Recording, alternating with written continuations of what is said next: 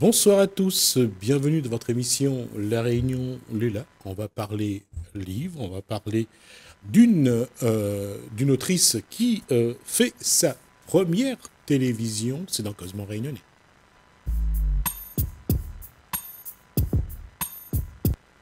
C'est toujours intéressant quand c'est une première, parce qu'on ne sait pas ce que ça va donner, mais là on prend plaisir. Bonsoir Koulsoum. Bonsoir Gismi. Alors, bonsoir Béatrice Navez-Bougnol. Bonsoir à tous les deux. Pour son livre... Son premier roman. Son premier roman, Naître, c'est une naissance. Voilà, c'est ça. Mais je vais vous en parler un peu plus. C'est pas seulement une naissance. Vous avez eu le temps de le lire? Oui, évidemment. Je l'avais lu déjà il y a un petit moment parce que depuis qu'on s'était vu au salon, Athéna, mais bon, je n'ai pas eu l'occasion de l'inviter.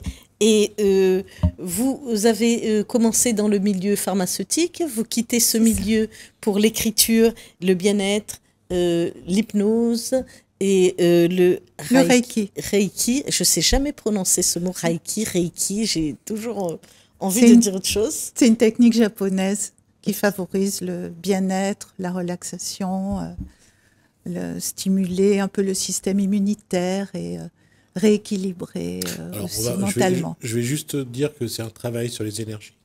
Oui, c'est très bien résumé. Oui. Bravo. Et donc, vous quittez un milieu, vous rentrez dans un autre milieu que vous connaissez un peu avant ou pas? Il y a une chose quand même qui est je vais dire qu'il faut dire par rapport à sa trajectoire. Elle quitte un milieu pharmaceutique, c'est-à-dire que c'est un milieu pour soigner les gens. C'est ça. Exactement. Mais à partir de produits réels, chimiques. C'est des pathologies, c'est des produits qui s'adressaient à des pathologies lourdes et invalidantes. Des produits qui étaient prescrits uniquement par des spécialistes et la première prescription même, c'était des spécialistes hospitaliers. Oh, oui. J'ai compris l'importance de l'accompagnement, y compris dans ces pathologies. Comment soigner sans ces médicaments? Avec, mais apporter en plus... En accompagnement. En accompagnement. Ouais. Oui, moi-même, j'ai eu un cancer. Et franchement, ça aurait été stupide de ne pas me faire opérer, de ne pas suivre les traitements. Mais je trouve que c'est fantastique d'avoir cet accompagnement. Que le cerveau est capable de participer à la guérison. Absolument, entièrement. Oui. Et de plus en plus, dans le milieu hospitalier, on voit arriver cette deuxième façon de soigner. Moi, j'ai découvert il n'y a pas longtemps le métier de doula. Oui. C'est ma belle-fille qui me l'a fait découvrir, ce métier de doula, et qui accompagne, la naissance, la grossesse, et dans un autre bien-être. Les mamans et le bébé. Oui, le maman et le bébé, et le papa. Oui. Et franchement, je trouvais ça... génial, parce que je me suis dit, si peut-être pour le premier, j'avais ça, j'aurais peut-être fait moins de bêtises. Mais les bêtises sont riches aussi d'instructions. C'est ce qu'on appelle l'empirisme. Voilà. Parfois. La question, Béatrice Navez-Bougnol, c'est comment faire prendre conscience, à travers votre ouvrage, faire prendre conscience à l'être humain que la guérison, c'est aussi ces petites choses qu'on ne voit pas, qui sont parfois en nous, qui sont souvent en nous, mais qu'on doit quelque part aussi maîtriser. D'abord, entendre, comprendre, maîtriser après, et que ça nous aide justement dans cette trajectoire de guérison. Oui, ça nous aide dans la trajectoire de guérison. On a en nous une capacité incroyable grâce à notre système immunitaire déjà. Oui. Notre système immunitaire qui est capable de nous guérir parfois tout seul, ou en tout cas d'aider puissamment la médecine qu'on met en place pour guérir. Oui. Sans système immunitaire, nous serions très malheureux. C'est l'histoire des enfants bulles qui sont tout à fait. très très fragiles. Et aussi sur le plan psychique, on peut avoir une aide très très précieuse. On peut trouver en soi, rassembler en soi, et parfois on a besoin d'être un peu aidé, d'être un peu guidé. On peut rassembler en soi des manières de construire cette résilience pour devenir pleinement soi-même. Bien. Alors, regardez, Mais il parle pas de ça, mon roman. Non, justement, je veux faire la liaison. Ouais. Regardez la couverture de ce livre. La fleur, c'est une... Ylang-ylang. Ah ouais, ça sent c'est bon. voilà, c'est ça que je voulais dire, c'est que parfois ces petites choses-là, ça apporte tellement. Le parfum de l'ylang-ylang. Ouais. Oui. Ouais. Ouais. Et à Mayotte, ils utilisent beaucoup, à Madagascar. En fait, dans notre région autour, on utilise énormément l'ylang-ylang dans l'huile de coco, et partout pour parfumer les armoires. Dans votre ouvrage, s'inspirant du journal de sa mère, Zelda, et pour lui rendre hommage, elle délaisse un temps ses études et nous invite à partager l'intimité d'une maman et de son nouveau-né, à suivre les tribulations d'une joyeuse bande de copains et à nous émouvoir du sort de jeunes gens en prise avec leurs démons. Ouais. Et c'est ça voilà, c'est de partir sur des choses, j'allais dire, des postures de la vie de tous les jours, Voilà. pour arriver à quelque chose d'un peu plus subtil, d'un peu plus fin. En fait, c'est une jeune fille qui décide, pour rendre hommage à sa mère, qui était quelqu'un qu'elle admirait profondément, et dont elle découvre un peu les secrets dans un cahier, elle décide de lui rendre hommage à elle et à toute cette génération de jeunes gens qui, dans les années 80, ont voulu changer le monde et ont fait évoluer beaucoup de choses. Bien sûr. On fait aussi évoluer beaucoup de choses. C'est caricatural ce que je vais prendre, mais ne serait-ce le temps des hippies, Oui. le temps des années 60. On va parler de ces grands concerts où ils venaient, ils vivaient là. Mais ce choix de société. Oui. Et de dire que on va éviter les médicaments, on va éviter les produits industrialisés, on va essayer d'être en relation avec la nature. Dans les années 60, 60 ans plus tard, on est sur les mêmes postures. Oui. Rien ne change. Et non seulement rien ne change, on ne comprend toujours pas que ce que la nature peut nous apporter, ce que d'être dans une vie un peu moins stressée, un peu moins manufacturée, avec des produits alimentaires plus près de la nature.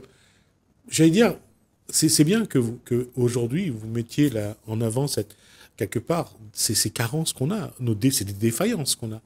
Qu'est-ce qu'on n'arrive pas à comprendre finalement? Parce que dans votre livre, vous montrez des postures de la vie qui sont assez simples. C'est ça. La force de l'amitié aussi. C'est ça. Comment, quand on est ensemble, on est plus fort, on peut affronter beaucoup de choses. L'amitié, c'est une colonne vertébrale extraordinaire.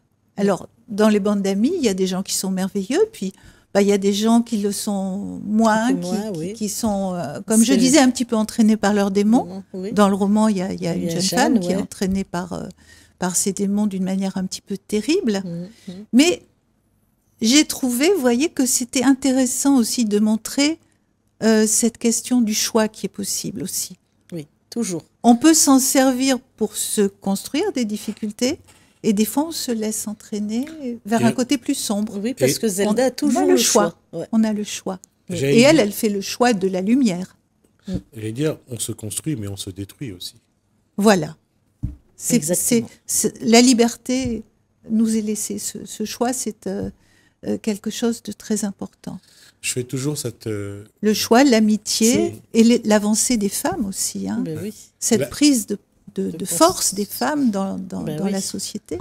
Parce que votre roman débute par une histoire tragique, par ce crash d'avion dans la baie des Comores, et avec cette seule fille survivante, une Comorienne, une jeune une ado, qui est survivante. Et évidemment, c'est ensemble, hein, je rebondis sur le ensemble, et ils vont mourir tous ensemble, tout ce monde-là. Et donc, c'est à partir de cet épisode que Alice va revenir à La Réunion pour enterrer ses parents. Et donc, dans la maison, elle fouille un peu partout pour tout remettre dans l'ordre. Et c'est là qu'elle découvre le cahier de sa mère. Maman, oui. Et donc, c'est là qu'elle comprend aussi son histoire, en même temps que l'histoire de sa mère et de ses jeunes et toute l'amitié. C'est aussi son histoire à elle. Ses racines à elle. C'est qu'elle découvre. Et sa vocation. Et sa vocation. Alors, on m'a souvent demandé quelle était la part autobiographique dans cette histoire. Beaucoup de gens se sont posé la question. Alors, je dirais que une autrice, un auteur met toujours un peu de soi. Oui, tout à fait. Mais c'est pas autobiographique. Moi, j'ai 4 garçons. Elle a une fille. Oui. C'est fait d'un patchwork de vie, de personnes rencontrées, d'histoires racontées, que l'imaginaire remanie, en fait, pour créer ces personnages qui deviennent vivants. Pour moi, maintenant, c'est comme si c'était une personne que je connais, que j'ai rencontrée. Par contre, on a quand même un fil conducteur de l'abandon. Oui. Ça, c'est le fil conducteur. Hein. Depuis le début, sa maman a été abandonnée à 18 mois à sa tante. Et ensuite, on a l'abandon, ce crash d'avion. C'est comme un abandon. L'abandon du père. Il ne faut pas trop en dire, mais bon. Oui. L'abandon du père, c'est vous qui l'avez dit. L'abandon du père. Et donc, cet abandon détruit l'être humain. C'est là qu'il faut savoir faire le choix et se reconstruire. Et ça, vous le perlez un peu dans votre histoire, cet abandon. C'est un peu un fil conducteur. Et maintenant que vous m'en parlez, Koulsoum, c'est rien que pour vous, en fait, que je livre cette pensée qui me vient. Je pense que c'est aussi parce que j'ai été énormément touchée par l'histoire de la Réunion. Oui. Où des gens sont arrivés d'ailleurs, j'en ai des frissons, ils ont dû tout laisser derrière eux. Oui. On les a amenés de force. Ils ont dû abandonner leur nom, toute leur tradition. Leur famille est séparée de leur famille, même ceux avec lesquels ils avaient été transportés. Bien sûr, évidemment. Et c'est quelque chose de... Quand on a vécu sur cette terre, on peut pas être... moi, je ne peux pas être insensible à ça. C'est quelque chose de très fort. Et il y a cette résonance de l'abandon qui est là. C'est un hommage aux Réunionnais, à la terre réunionnaise, à tous ceux qui ont eu à vivre ça. Et maintenant, l'abandon, c'est aussi quelque chose que tout le monde a pu vivre. Je vais faire un petit parallèle. Là, bien sûr, les esclaves. Après, il y a eu les engagés. Bien sûr. Il y a eu d'autres. Mais dans l'autre sens aussi. Il y a eu les enfants de la Creuse. Oui. Il y a les Réunionnais qu'on a pris et qu'on a... volés. Envoyés, oui. Quand on a envoyé... Enfin, on parle de la Creuse, mais ils ont été dans plusieurs régions de métropole. Mais c'est vrai que là, le fil de l'abandon, il est présent. Il est présent toujours dans l'histoire de l'humanité. C'est ça. Faut pas croire qu'en Europe... Oui, tout à fait. Voilà. Bien sûr. Faut pas croire qu'en Afrique, faut pas croire qu'en Amérique, partout. Bien sûr, évidemment. Le fil de l'abandon, c'est quelque chose de très important que l'être humain doit franchir, surmonter, pour pouvoir donner à son tour et ne pas se retrouver dans cette posture.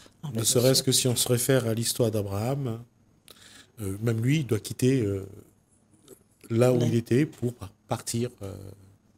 Oui. Dieu lui demande de partir. Donc c'est ce qu'il raconte. C'est ça. La Bible aussi. Donc, j'allais dire, partir, ça a toujours été quelque chose que l'homme et la femme ont dû faire tout au long de l'histoire de l'humanité. Oui. Et le choix de votre titre, Naître, parce qu'on aurait pu choisir beaucoup de titres, hein, parce qu'à l'intérieur, c'est riche et varié. Vous avez choisi Alors Naître. Au départ, je voulais l'appeler l'arbre au parfum. Oui, comme vous le dites sur votre site d'ailleurs. Voilà. Et c'était vraiment mon idée. Et puis en fait, pourquoi j'ai choisi Naître ?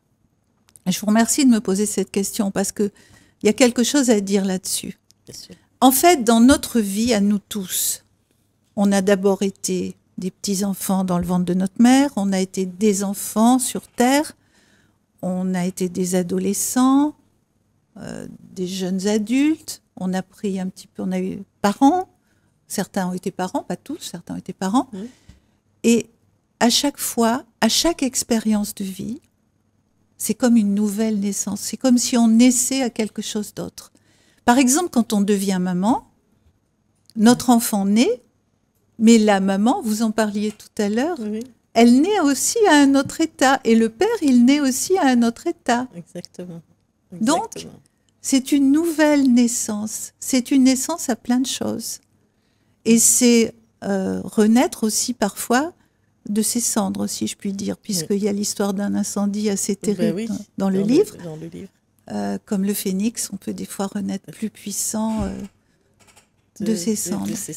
Puis il y a cette phrase qu'on répète souvent quand il faut repartir. Parfois, il faut tout détruire pour reconstruire. La destruction devient une nécessité, parfois. Parfois, oui, peut-être. Parfois, oui. Mais je crois que, bon, quand même, l'amour, l'amitié, le respect, voilà. Ça tient. Dans ce livre, si vous voulez, ce que je voulais vous dire aussi, c'est que il y a quand même une grosse bulle de douceur, de bienveillance, d'amitié, de joie, de jeunesse. Voilà. Rien qu'en lisant ce qui est écrit au dos du livre, pour dire un petit peu ce qu'il y a dedans, on voit que vous êtes né à cette époque où les relations humaines avaient une vraie valeur. L'amitié. On allait à l'école à pied avec les copains, on rentrait avec les copains. On avait encore... On jouait dehors. Voilà. Des fois dans la rue, dans la cour. On partageait, ne serait-ce qu'un repas de famille, ce que pouvait être un repas de famille. C'était des moments où j'allais dire, les relations humaines avaient une dimension et une valeur. C'est ce qu'on a perdu, malheureusement, aujourd'hui, je crois. Souvent, dans les repas de famille, moi, j'ai remarqué, si on ne relève pas les téléphones avant, les gens, ils sont là, tchoc, tchoc, tchoc, avec leur téléphone. Bon, moi, j'en fais aussi, donc je dis moi aussi, bien sûr. Mais il faut savoir, voilà, là, on est là et on se parle. Et c'est ce que je disais avant, quand on faisait un repas de famille, on le faisait chez soi. Donc, on prenait le temps de le préparer. On mettait 2-3 semaines à préparer un repas familial. Donc, il y avait cette solidarité, il y avait ce partage. Aujourd'hui, un repas de famille, ça se passe dans un restaurant. Vous arrivez un quart d'heure avant et vous repartez 4 heures après, mais vous êtes resté à votre place, vous avez rencontré personne, vous avez discuté avec personne.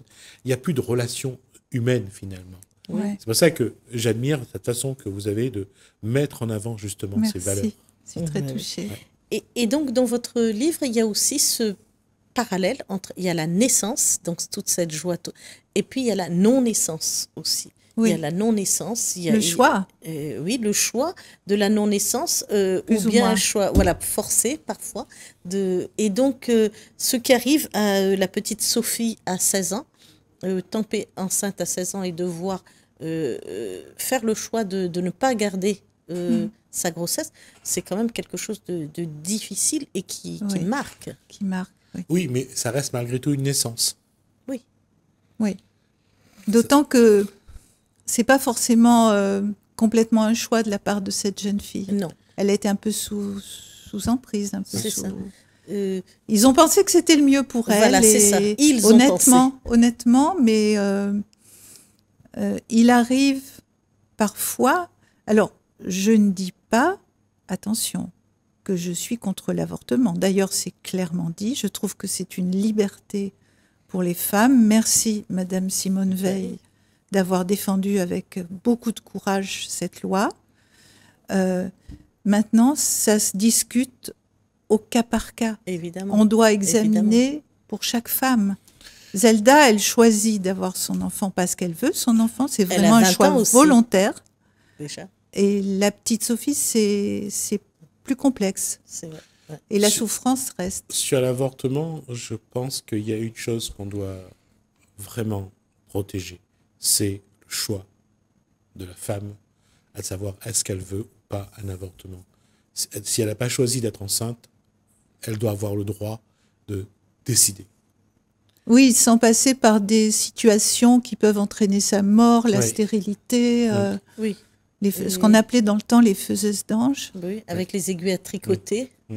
rien que d'y penser, Oui, c'était terrible.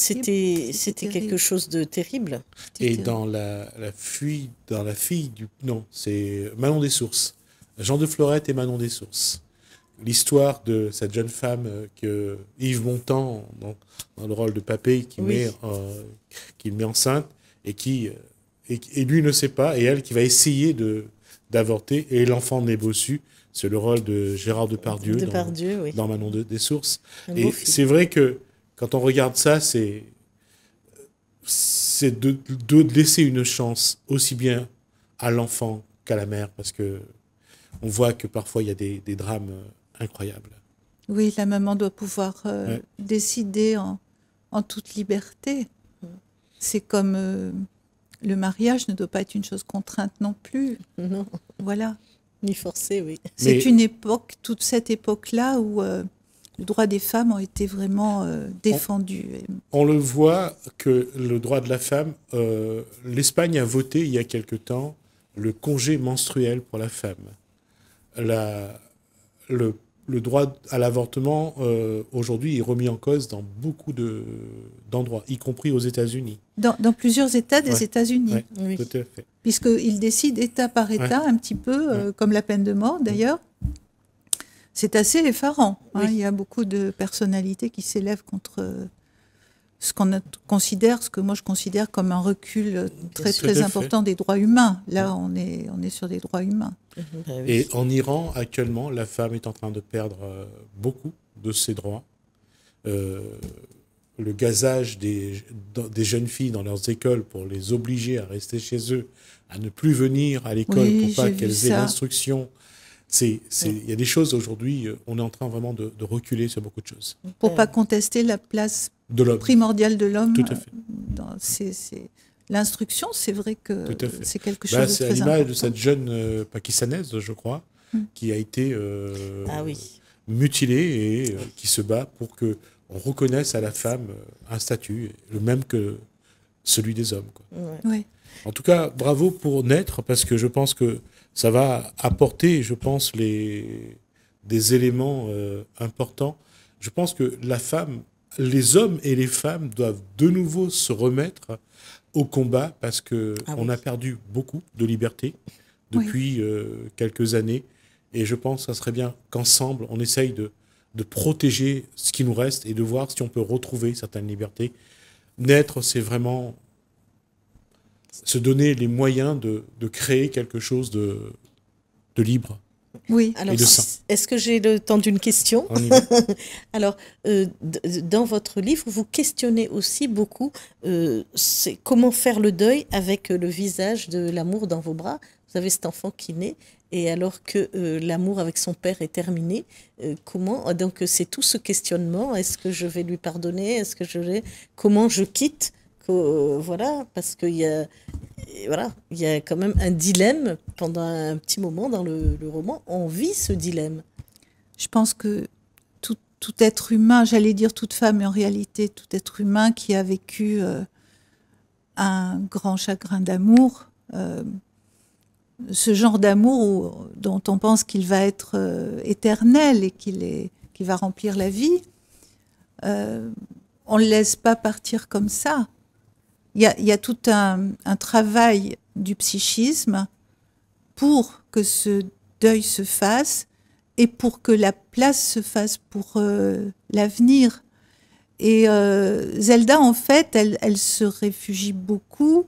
Elle écrit, donc c'est là où elle commence ses cahiers. Et dans un monde un petit peu onirique, qui peut évoquer l'hypnose finalement, Oui.